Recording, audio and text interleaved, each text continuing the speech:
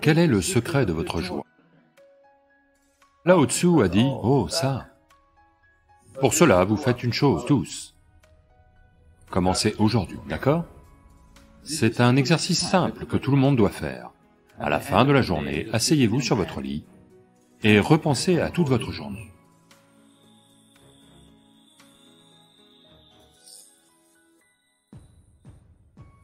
Voici ce qui est arrivé. Vous avez entendu parler de Lao Tzu? Lao Tzu. Lao Tzu est un illustre maître zen célébré aujourd'hui. Même à l'époque, il a rassemblé un certain nombre de disciples autour de lui. Cela fait partie de la tradition zen. Lorsque le maître ou le gourou est mourant, les gens se rassemblent autour de lui pour un dernier message. Donc à l'âge de 83 ou 84 ans, il était à l'article de la mort. Alors des gens se sont rassemblés autour de lui et lui ont demandé, « Maître, quel est le secret de votre joie ?» Vous savez, il a fait face à des tas de situations extrêmes dans sa vie. Il a été accusé de choses auxquelles il n'avait jamais pensé, et il a eu des ennuis. Donc les gens lui ont demandé, « Vous avez traversé tant de choses, mais vous avez toujours été joyeux. Quel est le secret de votre joie ?» Lao Tzu a dit, « Oh ça, c'est juste que tous les jours, en me réveillant le matin, j'avais l'habitude de me poser une question. La question c'est, aujourd'hui, devrais-je être joyeux ou malheureux? Jusqu'à présent, il se trouve juste que j'ai choisi la joie, c'est tout. Alors, avez-vous fait votre choix? Je vous le demande. Chaque matin, si une question vous vient, je vais venir en personne et vous poser une question tous les matins. Aujourd'hui, allez-vous être joyeux ou malheureux? Quel est votre choix? Vous devez faire ce choix tous les jours. Aujourd'hui, je vais être joyeux.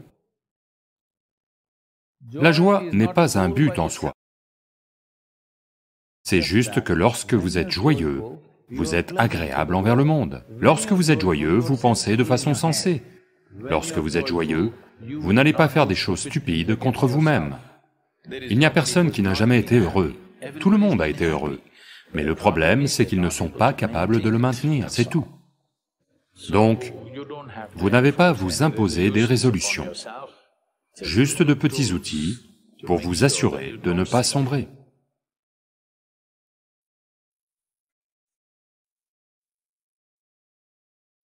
Supposons que votre vie arrive à son terme.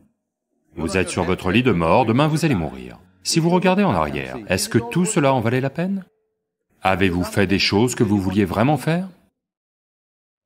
N'y pensez pas à la fin de votre vie, vous devez le faire au début de votre vie. Supposons que vous soyez sur votre lit de mort, vous allez mourir, vous avez peut-être vécu 100 ans, mais regardez en arrière et voyez. La vie a-t-elle valu le coup? Avez-vous fait des choses qui comptent vraiment pour vous ou non? Parce que la plupart des gens ne deviennent francs que lorsque la mort est imminente. Autrement, ils savent comment se mentir à eux-mêmes et à tout le monde. La plupart des gens ne disent la vérité que quand vous leur mettez un pistolet sur la tempe, malheureusement. Ce que je dis, c'est n'attendez pas que quelqu'un d'autre sorte un pistolet, faites-le vous-même ce soir, et demandez-vous, supposons que je meurs maintenant. Ai-je fait des choses qui valaient vraiment la peine d'être faites dans ma vie? Des choses dont je pourrais être fier? Des choses qui valaient la peine d'y consacrer ma vie? Ma vie a-t-elle été vécue de cette façon? Si simplement vous examinez cela, vous aurez un impact sur la société, quoi que vous fassiez. Quoi que vous fassiez, vous aurez un impact.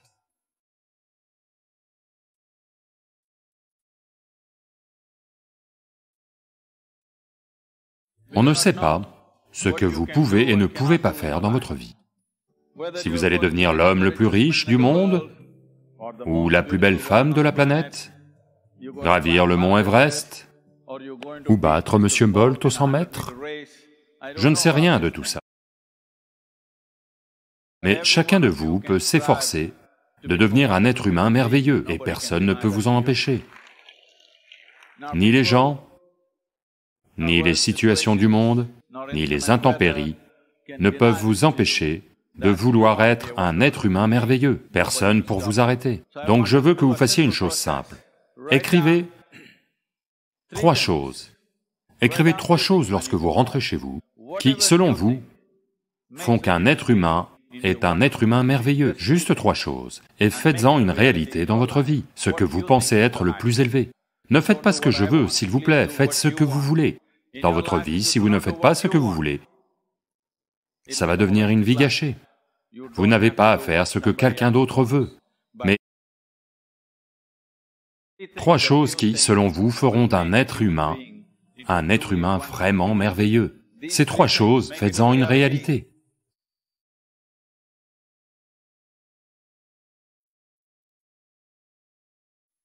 Comme le dit le proverbe, un homme n'est malade que parce qu'il ne sait pas être immobile. Car dans l'immobilité, vous êtes en contact avec une dimension bien au-delà de la création. Donc, pour atteindre cette grâce, au moins une certaine quantité d'immobilité doit entrer dans votre vie. Pour que cela ait lieu, un certain niveau de silence doit entrer dans votre vie. Si pour le moment ça ne vient pas, au moins en pratiquant une petite taille, en 1 heure, si vous dites 1573 mots en ce moment, combien de mots crachez-vous en 1 minute? 1573 autant? Je pensais que c'était impossible. Ok, je vous crois. Donc, quel que soit le nombre de mots que vous dites, voyez si vous pouvez exprimer les mêmes choses avec 2 fois moins de mots. Soudain, vous allez devenir extrêmement conscient de tout. En ce moment, une diarrhée orale a lieu. Si vous en dites 1573, c'est de la diarrhée, d'accord? Maintenant, si vous devez retenir la moitié des mots, tout en disant les mêmes choses, maintenant vous devez être très conscient, autrement vous ne pouvez pas les dire. Essayez juste ceci et voyez. Demain, un jour, en 1 heure, le nombre de mots que vous dites normalement, dites-en 2 fois moins. Ne réduisez pas votre activité, dites toujours les mêmes choses. Mais avec 2 fois moins de mots, le monde entier se sentira merveilleusement bien, vous savez?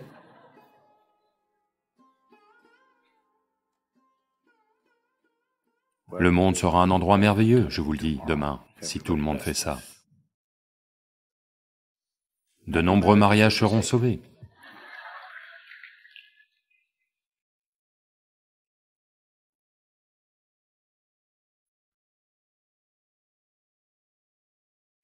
C'est un exercice simple que tout le monde doit faire. À la fin de la journée, vous vous asseyez sur votre lit et repensez à toute votre journée, depuis votre réveil au matin, comment vous avez été. Vous verrez que 90% du temps, vous êtes assez stupide. Je suis généreux avec le pourcentage, croyez-moi. Si on vous donne un peu de travail, si on vous donne juste un peu de responsabilité, soudain vous devenez tellement important. Vous devenez plus grand que l'univers, soudain. Combien de fois avez-vous dépassé la taille de l'univers? Si vous regardez cela, vous verrez que la plupart du temps, c'est gonflé. Combien de fois êtes-vous devenu immortel, c'est-à-dire que vous n'avez pas conscience de votre mortalité? Et combien de fois vous êtes-vous promené en regardant les gens et les choses autour de vous, sans aucune implication, juste ces 3 choses, vous les examinez.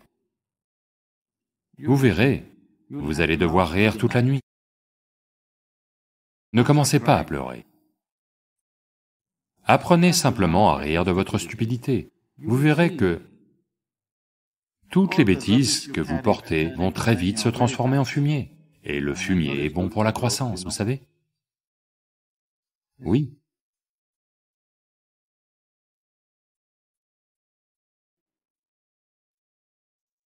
Dans les 12 prochains mois, vous vous rendez de telle manière que vous n'êtes pas le problème dans votre vie, pas du tout. Pouvez-vous faire cela? Vous le méritez, je vous le dis. De ne pas être le problème. Vous n'avez des ennuis dans votre vie que si quelqu'un vous cause des ennuis. Si vous êtes assis seul, vous n'êtes jamais le problème. Rendez-vous comme ça. Pour cela, vous faites une chose, vous tous. Commencez aujourd'hui, d'accord? Une chose que vous ne voulez pas être, un petit aspect, d'accord? Laissez-le tomber aujourd'hui. Chaque jour de pleine lune, laissez tomber une chose de plus. Même si c'est tout petit, même une chose concrète, pas de grande chose. Non, je vais abandonner ma colère, je ne crois pas à de telles absurdités. Vous pouvez dire, à partir de maintenant, si je me mets en colère, je vais juste me la fermer, je ne vais rien dire. Ça, c'est faisable. Oui, je ne vais pas me mettre en colère n'est pas faisable pour l'instant, n'est-ce pas? Donc, comme ceci, une décision concrète chaque mois, à propos de vous, quelque chose que vous n'aimez pas, quelque chose que vous ne trouvez pas nécessaire dans votre vie, une petite chose, laissez-la tomber chaque mois. En 12 mois, vous serez un être humain merveilleux, où vous n'êtes pas un problème. Faites cela pour vous-même, vous le méritez, et ça en vaut la peine, n'est-ce pas?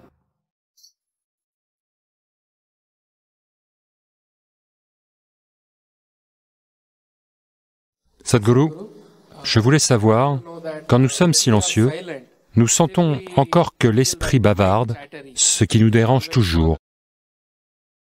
Et notre pensée se tourne toujours vers les imaginations passées et futures qui ne seront pas tangibles. Comment s'en débarrasser?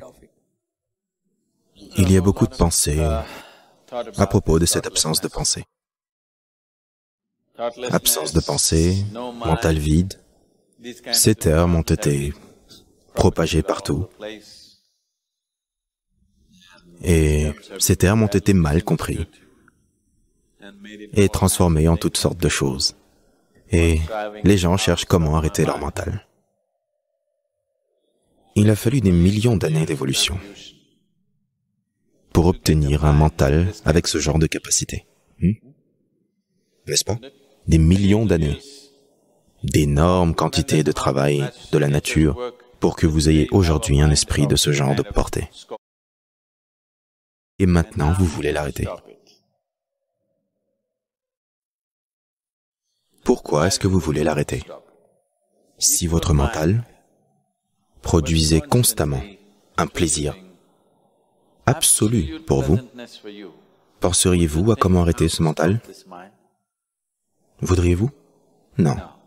Il produit beaucoup de désagréments. C'est pourquoi vous pensez à la façon d'arrêter le mental.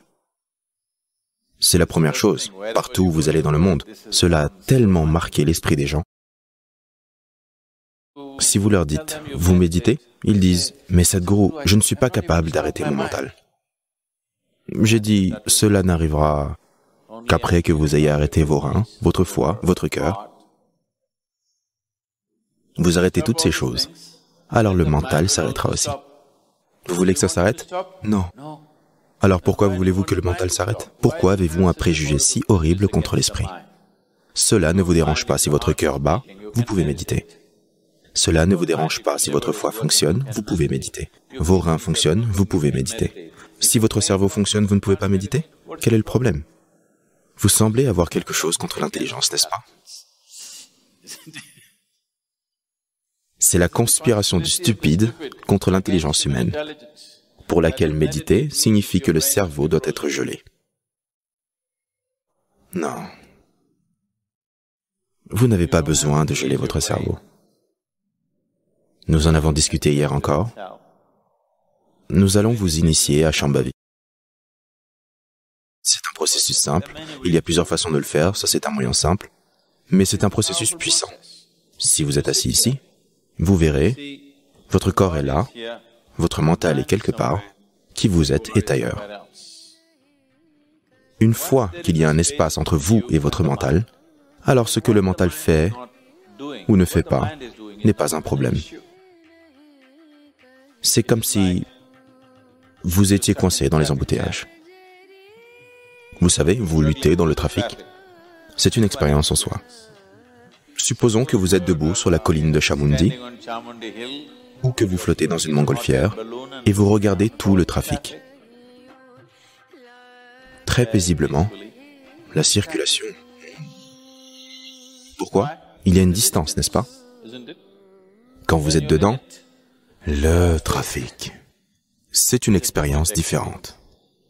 De très haut, là, assis dans une montgolfière, vous avez regardé vers le bas, vous ne pouvez même pas entendre les sons. La circulation paraît merveilleuse, n'est-ce pas? Oui ou non? Parce qu'il y a une distance. Donc une fois qu'il y a une distance entre vous et l'activité de votre mental, le mental n'est pas un problème.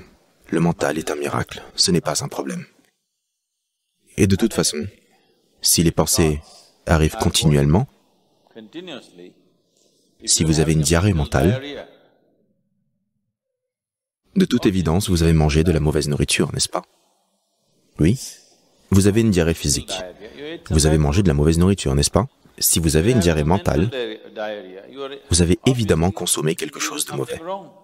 Ce que cette mauvaise chose pourrait être est que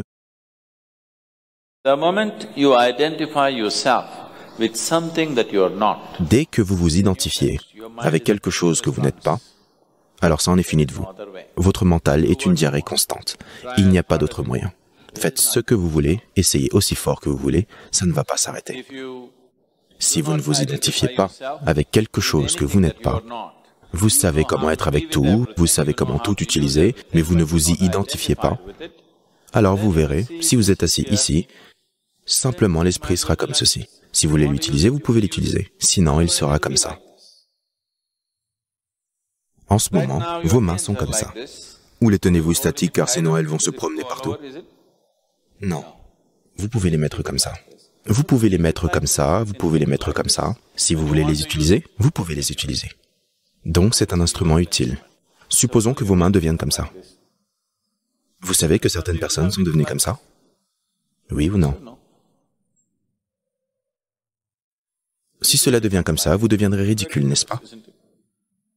Si cela arrive aussi à votre mental, vous êtes tout aussi ridicule. C'est juste que vous vivez dans le confort que personne d'autre ne peut le voir. Mais les gens peuvent le voir. S'ils vous regardent de près, ils peuvent le voir, n'est-ce pas? Et qu'ils puissent le voir ou non, ce n'est pas le propos.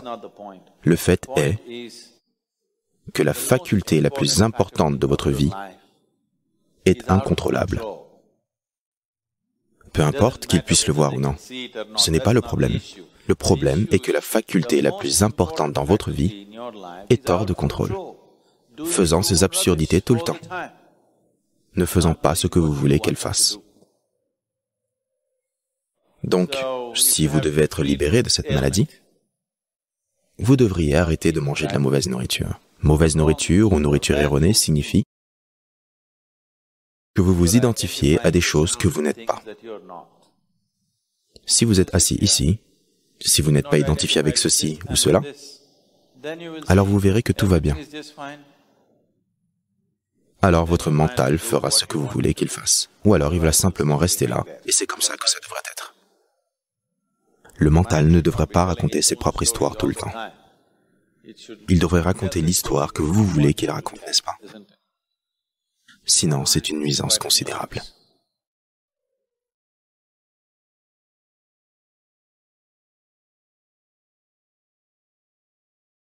Je m'appelle Anant. Ma question concerne le mariage,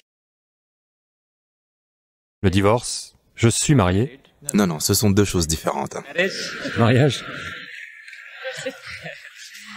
Ce que j'observe aujourd'hui, c'est beaucoup de jeunes, beaucoup d'entre eux ne veulent pas se marier. Et le peu qui se marient, il arrive parfois qu'ils divorcent. Donc, pouvez-vous nous éclairer sur cette situation, Sadhguru?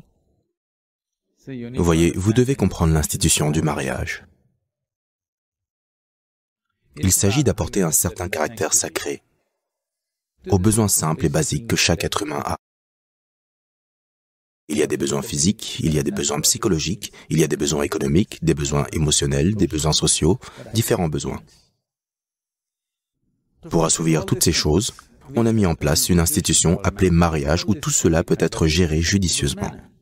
Autrement, si nous le faisions dans la rue comme toutes les autres créatures, ça tournerait très mal pour nous et on ne se sentirait pas bien à ce sujet.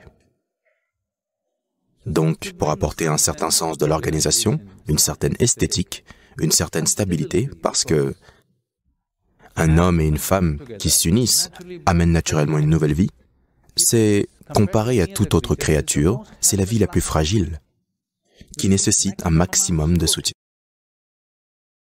Vous pourriez laisser un chiot dans la rue. Tant qu'il reçoit de la nourriture, il deviendra un bon chien. Aucun problème.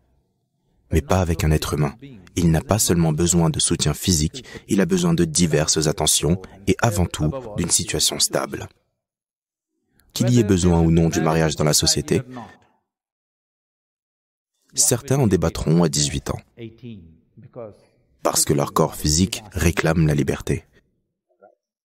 À cette période, tout le monde questionne.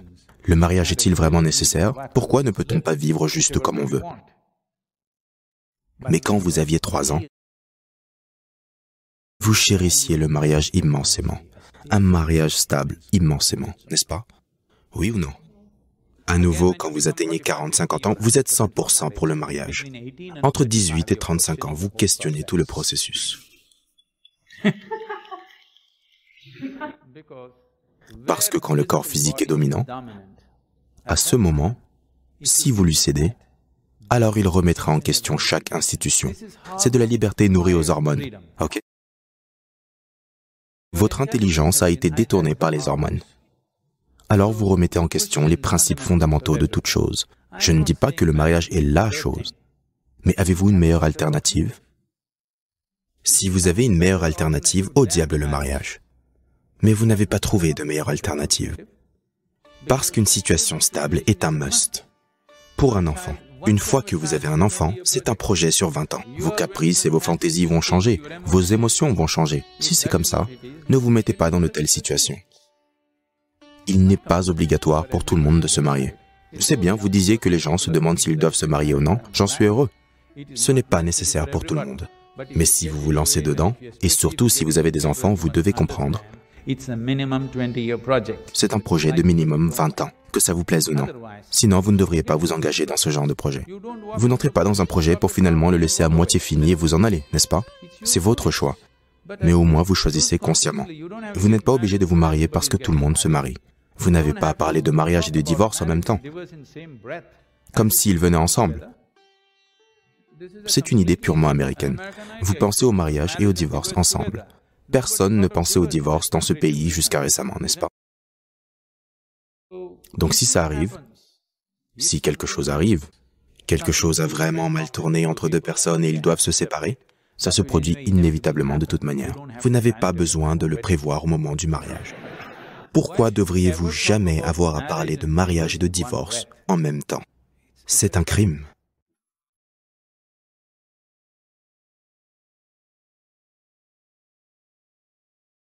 Être chanceux, par accident, n'est pas la bonne façon d'exister.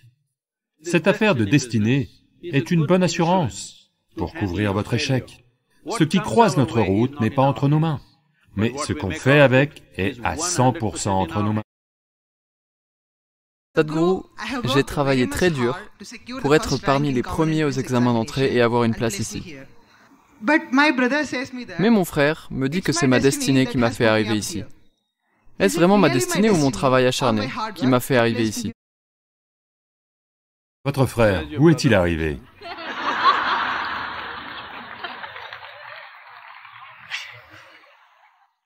Voyez, généralement, ce que les gens appellent destinée est essentiellement ce qu'ils finissent par créer inconsciemment. Quand je dis inconsciemment, pendant que vous êtes assis ici, là, maintenant, pendant que tout le monde est assis ici, là, maintenant, il y a une activité physique qui a lieu dans ce système. Il y a un processus mental, il y a une activité émotionnelle, et bien sûr, les énergies vitales sont actives. À chaque instant, ils absorbent des centaines d'informations, que vous en soyez conscient ou pas. Donc, si je vous pose une question, depuis ce matin, depuis le moment où vous êtes réveillé jusqu'à maintenant, parmi ces 4 dimensions d'activité, combien avez-vous mené consciemment? Quel pourcentage, d'après vous? 25%. Vous êtes un homme très généreux. C'est bien en dessous de 1%. Si vous marchez de là à là, il y aura 25 sortes d'odeurs différentes dont vous n'êtes pas conscient, et le corps enregistre. Il y a des centaines de sortes de sons que le corps enregistre, dont vous n'êtes pas conscient. Ça a lieu comme ça, jour et nuit, éveillé et endormi. Quand vous n'êtes conscient que de moins de 1% de votre activité, définitivement, la vie va ressembler à un accident. Allô? Quand 99% des choses que vous faites, vous les faites inconsciemment, à coup sûr, la vie va paraître accidentelle. Si l'accident... Voyez, ça s'est passé ainsi. Quelqu'un est tombé dans la rue et a eu une lésion cérébrale. Après cela, soudainement, il s'est mis à devenir excellent en mathématiques. Mais ce n'est qu'une seule personne. 1000 autres gens qui se sont fracturés le crâne ne s'en sont jamais remis ou sont morts, ou ceux qui ont survécu ont eu des vies bien diminuées. Donc, être chanceux par accident n'est pas la bonne façon d'exister. À chaque fois qu'un accident agréable se produit, on dit que c'est le destin. Certains d'entre vous disent même, « Dieu fait des choses pour moi. » Quand avez-vous fait un marché avec lui? Je ne sais pas. Donc, je vais vous raconter une histoire, vous êtes d'accord? Ceci s'est produit. Sherlock Holmes, vous connaissez Sherlock Holmes, et Watson vont camper. Et tôt le matin, à 3h30, Sherlock Holmes donne un coup de coude à Watson. Il ouvre les yeux. « Quoi? Que vois-tu » lui demande-t-il. « Eh bien, je vois un ciel dégagé et des étoiles. Qu'est-ce que ça signifie pour toi ?» Il dit, « Eh bien, ça veut dire que demain sera une magnifique journée ensoleillée. » Alors il demande, « Qu'est-ce que ça signifie pour toi ?» Il dit, « Ça veut dire que quelqu'un a volé notre tente. »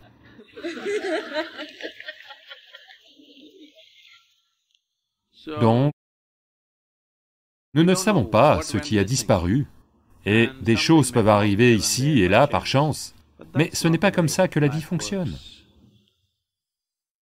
Si un être humain ne se charge pas lui-même de forger son propre destin,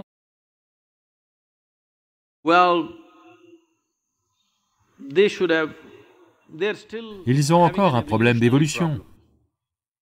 C'est-à-dire, ils ne sont pas encore complètement là, parce que être humain veut dire ceci, que nous pouvons mener notre vie consciemment. Être humain veut dire ceci, que nous pouvons façonner notre vie telle que nous la voulons. Mais cette affaire de destinée est une bonne assurance pour couvrir votre échec. À chaque fois que vous échouez, destinée, c'est la volonté de Dieu. Donc ça continue ainsi depuis longtemps. Ce n'est pas la nature fondamentale de cette culture.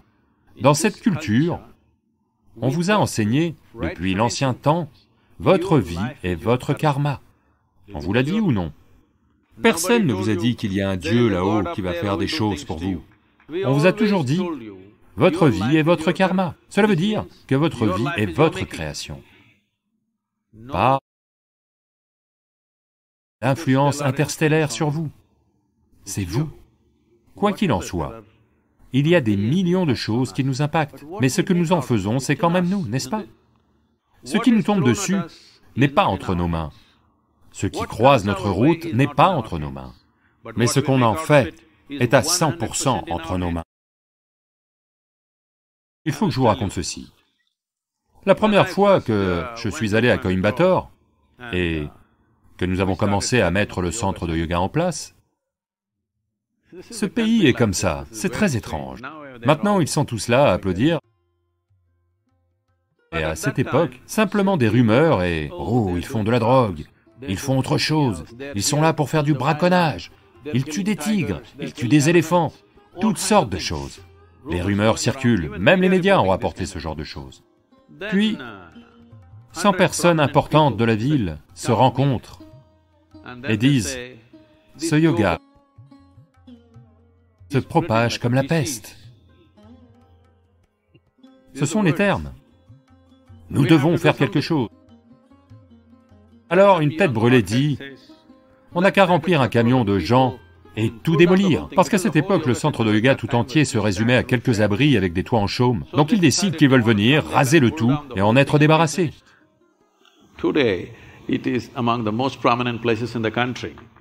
Aujourd'hui, c'est l'un des lieux les plus importants du pays. Donc, quand ils ont dit ça, il y avait un vieil homme, qui n'est plus de ce monde, un sage, qui dit, « Voyez, vous ne savez pas à qui vous avez affaire. Je connais cet homme. Si vous lui jetez des pierres, il va construire quelque chose avec ces pierres. Ne jetez pas de pierres à cet homme. » Donc, ce qui vous tombe dessus, vous ne pouvez pas en décider. Mais ce que vous en faites, c'est votre affaire, n'est-ce pas? C'est là que vous pouvez imprimer votre marque. C'est là que vous êtes, pour prouver qui vous êtes. Parce que vous ne pouvez pas décider de ce qui vous tombe dessus, mais vous pouvez à coup sûr décider de ce que vous faites, de tout ce qui vous tombe dessus, quoi que ce soit.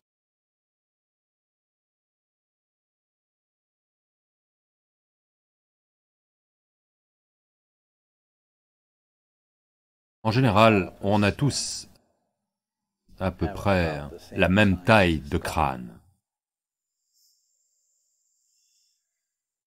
J'excuserai les dames. Donc, dans une large mesure, la plupart des êtres humains ont assez de matière grise dans leur tête.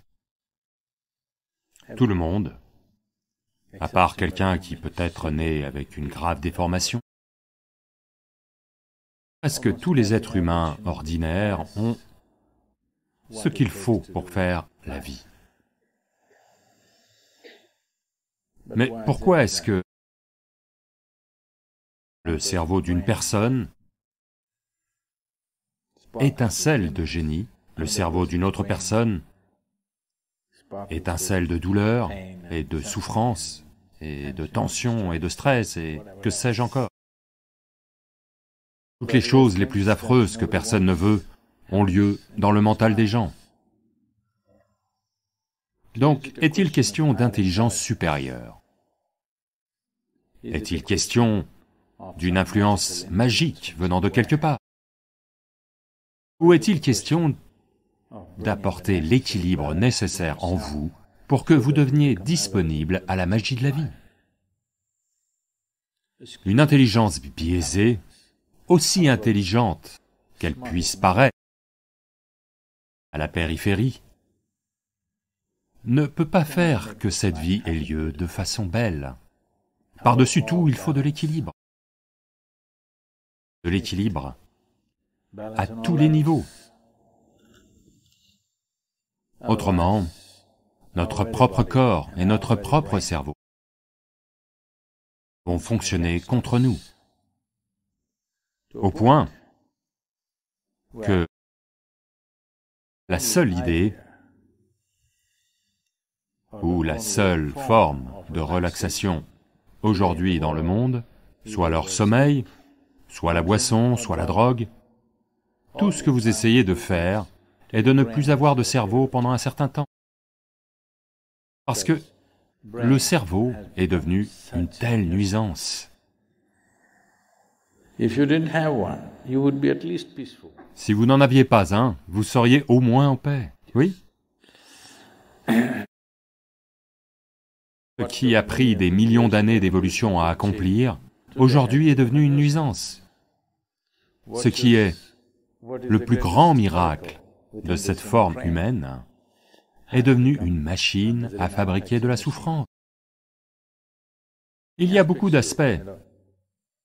Je ne veux pas rendre ça trop simpliste, mais par-dessus tout, la chose la plus importante est l'équilibre ou le manque d'équilibre. Donc, ce mécanisme humain qui est l'instrument le plus sophistiqué de la planète, si vous n'y prêtez pas suffisamment attention, s'il se retourne contre vous, il n'y a rien ici dans le monde qui puisse vous sauver, parce que rien n'est plus sophistiqué que celui-ci.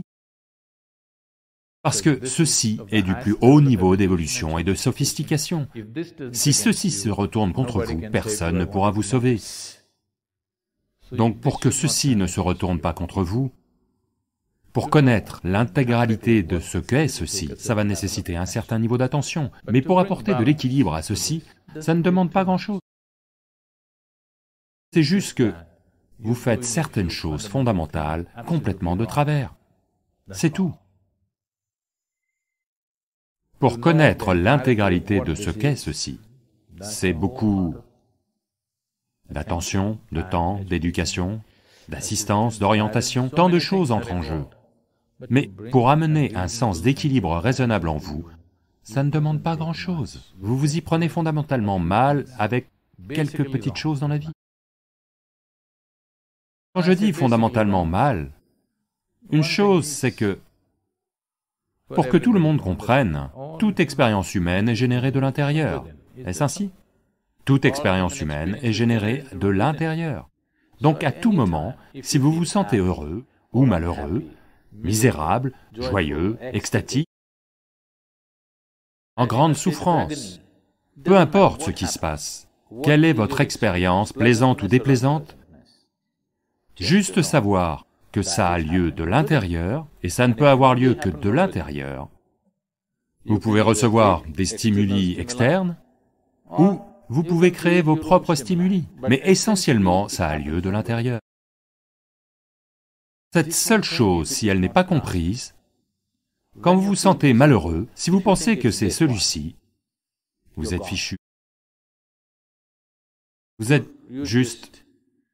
Le clavier est ici, mais vous frappez le mur. Ça ne va pas marcher. Cette seule chose basique et fondamentale est quelque chose que près de 90% de l'humanité fait toujours mal. Chaque fois qu'ils se sentent malheureux, ils pensent que ça doit être celui-ci ou celle-là ou celui-ci, ou celui-là. Non, toute expérience humaine est générée de l'intérieur.